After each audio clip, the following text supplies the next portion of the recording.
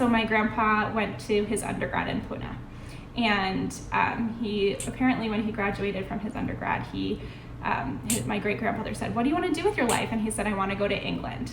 And he was in England a couple weeks later. And he enrolled in a master's program, and his friend who he was living with, I believe, he's going to fact check me. He's going to come and comment on your stuff and tell you that I'm wrong. So they were at their master's program, they were in the hallway, and they saw a flyer for a students conference in Berlin. And his friend said, "Do you want to go to that conference?" And he said, "Sure." And so then a couple days later they were going, and they had to catch the train at King's Cross, and they were standing at King's Cross in London, and his friend said, "Where do you want to sit on the train?" And he looked over and saw some girls and said, "Next to those girls." And one of those girls was my grandmother.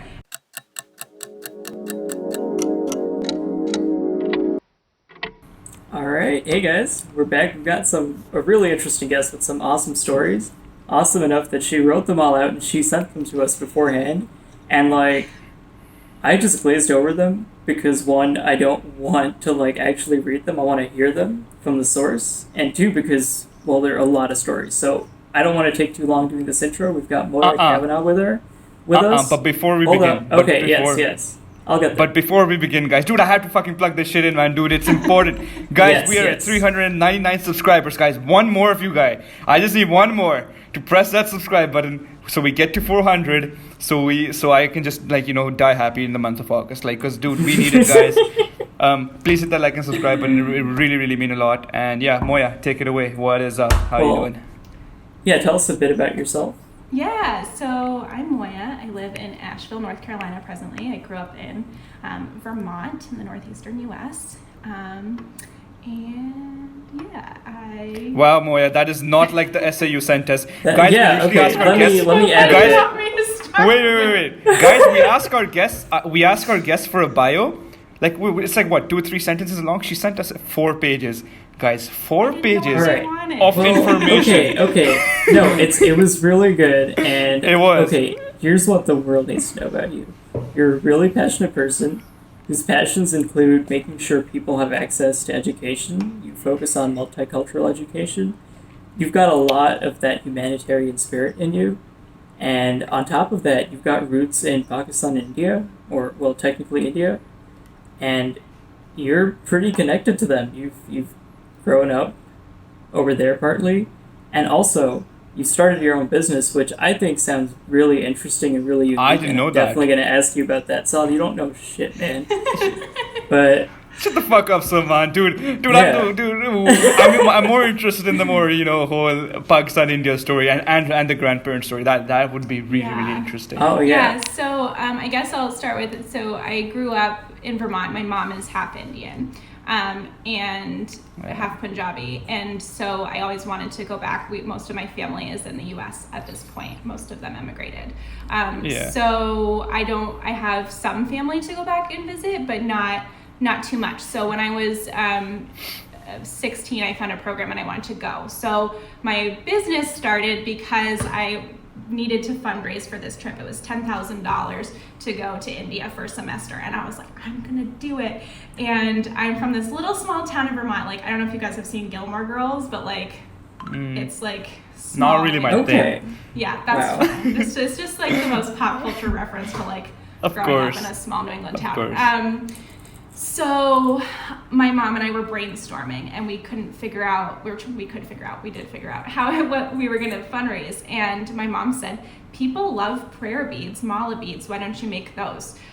So I made mala beads, Buddhist and Hindu prayer beads, and raised my entire tuition to go to Ladakh and study there.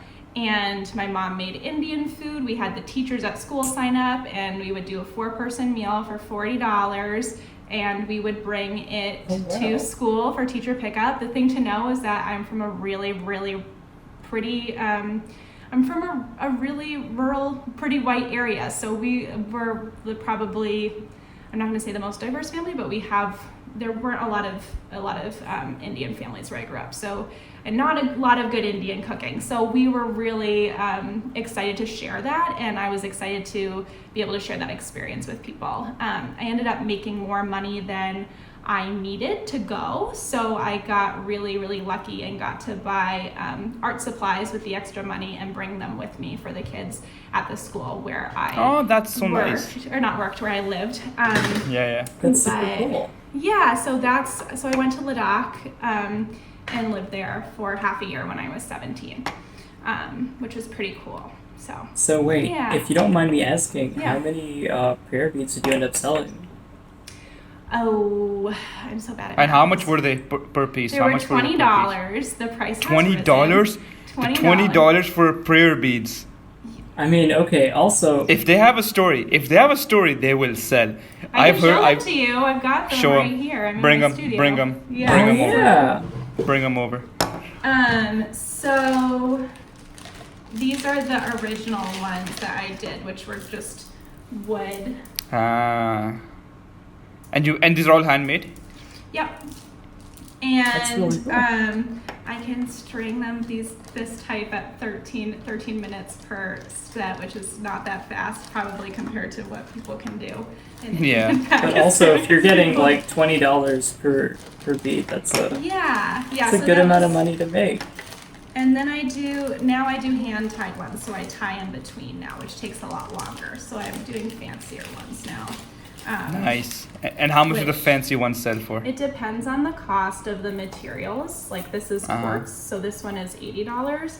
But depending on the cost. So they're of definitely on the the- higher end of the.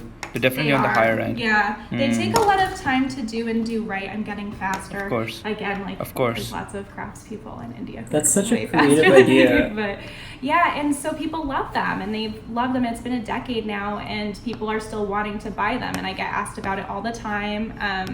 I sell brand them now. at several small stores, and now I'm having an What's Etsy it called? page. What's the Link's brand gonna called? be below, guys. Moya's Malas. Moya Malas. Oh, So, yeah. nice play on words. So it's at Moya Malas on Instagram and Moya's Malas on Etsy. And the link is in the bio. Links are down below, guys. Buy her shit. Thank We told you you. to. That's why. Yeah. Alright. Now, on to the most anticipated story. How the Yeah. hell did your grandparents meet? Okay, Let's go. so Yes, this Let's is stop the beating around the greatest bush. Story. This is the greatest story. So my grandpa tells this story, and he tells it in the best way. And so my grandpa went to his undergrad in Pune, and he apparently, when he graduated from his undergrad, my great grandfather said, "What do you want to do with your life?" And he said, "I want to go to England." And he was in England a couple weeks later, and he enrolled in a master's program. And his friend, who he was living with, I believe, he's going to fact check me. He's going to come and comment on your stuff and tell you that I'm wrong. After uncle, please comment down below. Oh, we're waiting. Everything that Moya gets wrong with timestamps to be like at 6 minutes and 30 Yeah. seconds, Moya. That was the Yeah. friend's name and all that. Like, after uncle, I want those comments now. He will come and tell you. He also loves to tell this story, and he tells it beautifully. Yeah. So they were at their master's program. They were in the hallway, and they saw a flyer for a students' conference in Berlin. And his friend said, "Do you want to go to that conference?" And he said, "Sure." And so then a couple days later, they were going, and they had to catch the train at King's Cross. And they were standing at King's Cross in London. And his friend said, "Where do you want to sit on the train?" And he looked over and saw some girls and said, "Next to those girls." And one of those girls was my grandmother, and she's from Northern England, and she was down from the Teachers College in Durham, and she was going to the same conference, and they had to go, and they had to get on a plane. My grandma had never been on a plane before, and my grandpa, and I don't even know what year it was, the late 50s, early 60s, had flown from India to England, and that was like so many planes at that time. So he was my like, God. "Don't worry, I'll hold your hand." So he held her hand on the What plane. moves? And they always hold hands on the plane. If you see them on a plane, they Oh. always hold hands. It's the cutest thing. And they're going to be like, "Why did you tell this story?" Guys, it's so sweet. And they skip There's an That is a important really lesson in sweet it. story. There's an important lesson in the story. It's a sweet story. It's all good and Yeah. everything. It's one of those movie stories. But there's an important lesson, guys. If you see a cute girl, go after her. Sit down next to her, talk to her. She could be your next wife, and you could have your granddaughter telling a What do story you on mean our your podcast. next Your wife? next What does wife. that mean? It could be On the anybody. next one. Could be anybody, man. Well- Like there's people get married, remarried all the time. But like, Yeah. you know, so- she could be your wife or whichever one you wanna number it at. But like at the end of the day, guys, take those, shoot your shot. Shoot your shot. Shoot your Yeah. shot. Fine. So they ended up skipping the entire conference in Berlin. There's pictures of them with like a man in a bear suit. They're super cute. Oh, they Um, skipped it. Oh. They skipped it just. They were So it was like a- Wow. Ah. That is adventurous. I'm gonna be in trouble for calling them out on skipping this conference. But Imagine the Sudan 60 years later. They're like, you skipped our conference in the 1950s. I know. So, Can't believe it. Yeah, they went back to England, and my grandma just thought, oh, this was a nice, he was nice, but it could never work out because she's English and he was Indian, and it was a hard time for that. And my grandpa just never gave up. He wrote her letters. He sent her some jewelry. He says he knew from the first moment he saw her, and he just never But does gave that up. work today? But does that No, work in today's day that and would age? not work today. It doesn't work. Like if you write so many, like if I spam a girl Yeah, with it text, depends if I you ain't getting a were reply creepy or back. not. I It ain't depends getting a if you were reply back. creepy. And text him. Mm. My I'd say grandpa's it's- a really good writer. He might have written something really nice. You never know. After Uncle, That's down in fair. the comments below, I'll have my Instagram tell DMs. you. Just He will. I need tips. I need tips, Uncle. DM sounds your tips. Yeah. Yeah. I'll But show you they Pindi in are- return. they're I'll show you really- Rawalpindi in return.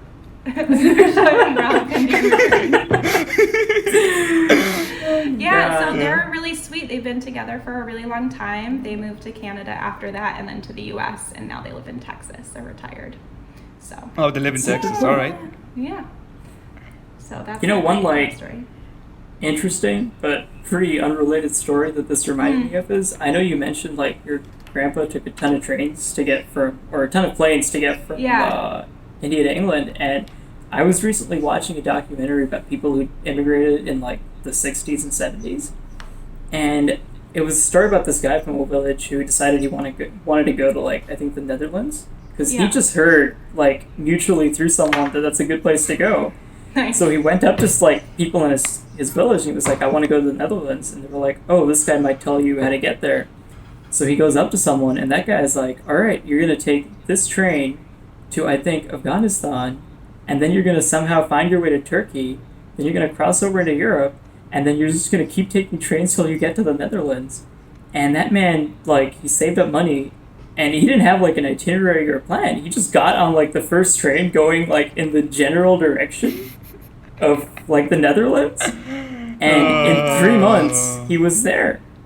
Did he take that, like, what train is it? There's a Agatha Christie book. They just made it into a movie, the Orient Express. Yeah. I don't feel know, like- but like Can you take it that took the him other way? I feel 3 like it's a months to get there, and like he has like there's a museum in the Netherlands now with like a little space where they just show the one pair of slippers that he wore on the entire trip. That took him 3 months to get there. That's amazing. And it's pretty cool. Honestly, man, I Amazing. get pissed off if I spend 3 hours in a car. This guy spent 3 months on trains.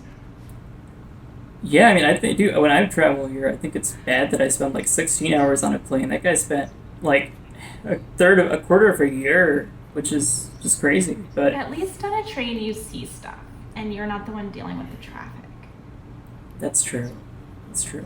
That's Also, Again, also how to much add to traffic the story, really is there he in North did Carolina? he did end up like making a bunch of money and building a mansion. So good on him. Oh, so it was worth the 3 month journey. Well, Wait, okay. did he- Also, not did- to like did go he- too wait. far onto this tangent, but what he Did did he build was it in the Netherlands or was it No, in no, no, no, India? no. So Came back. he worked as like a laborer in a factory. So like the lowest paying job in the entire country, but he Uh-huh. saved up enough money to literally build a mansion back home.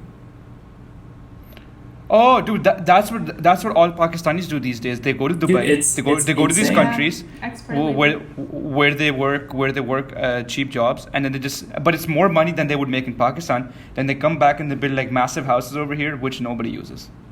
That's Yeah. true. Yeah, the houses are just Yeah. empty and abandoned. It's Makes sad, but sense, it's right? it's a really interesting story. It Yeah. comes from the agricultural revolution, our need to actually occupy land and everything. It all started from there. where we actually attach our self-worth and our purpose to actually owning land. It's weird, man. Humans are weird. We want something tangible to hold on to, and land is one of the most primitive things that we can get onto. So, This is true. moving off from that tangent I threw us all on, that was extremely random. I know you've traveled to a bunch of places, and Yeah. I just wanted to like hear a bit more about them, and also what I'm curious about is like, what are some cool cultural differences you've seen, or something that like surprised you? Okay. Which I know it's like a very long question. Pick any part of it and just start talking, and I'm sure we'll figure something out.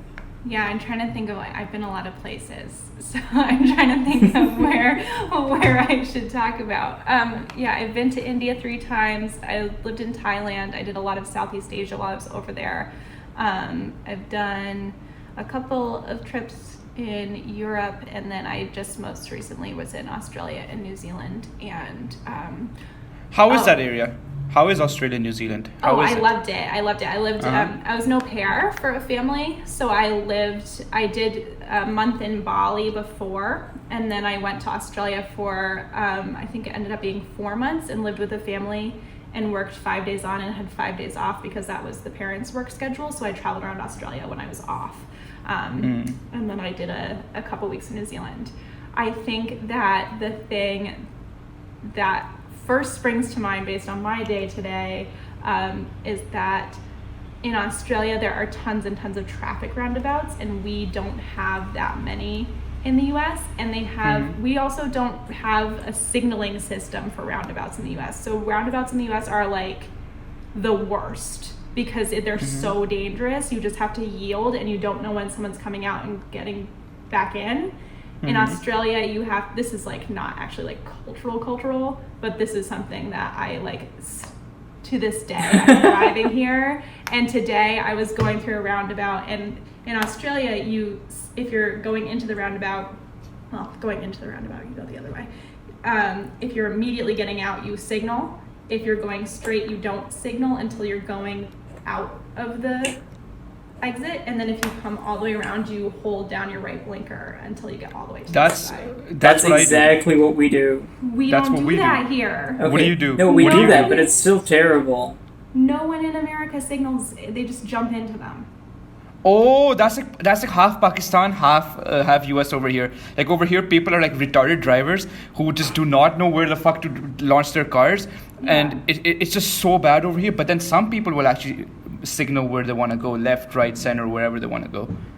I wish that people did, and today I went through a roundabout and I signaled. So nobody signals. Nobody signals. People in this. signal in other traffic situations. No one signals in roundabouts.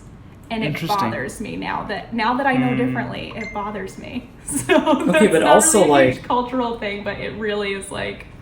no, it's interesting, and like even though we signal, roundabouts can still be hell. Like Saad, the one we have in F10, it's this massive roundabout. I think it's got 3 or 4 lanes, but given that no one really cares about how many lanes we have, you can have like up to 5 lanes of traffic, like just side by side in that roundabout. And like just getting in and out is hell. Like sometimes I'll do a whole like second round just because I haven't been able to get to the exit I wanted. So like roundabouts, like they're good in small doses, but I wouldn't take too many of them. Yeah, I think driving all over the world is just totally different. Like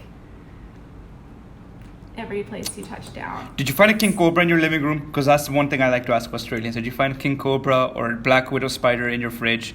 Something like that? No, not in Australia.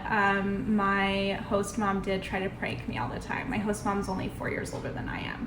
So I would come back from trips, and she's a big prankster. Like, she will see this and she'll cop to it. She's a really big prankster. And she would like leave.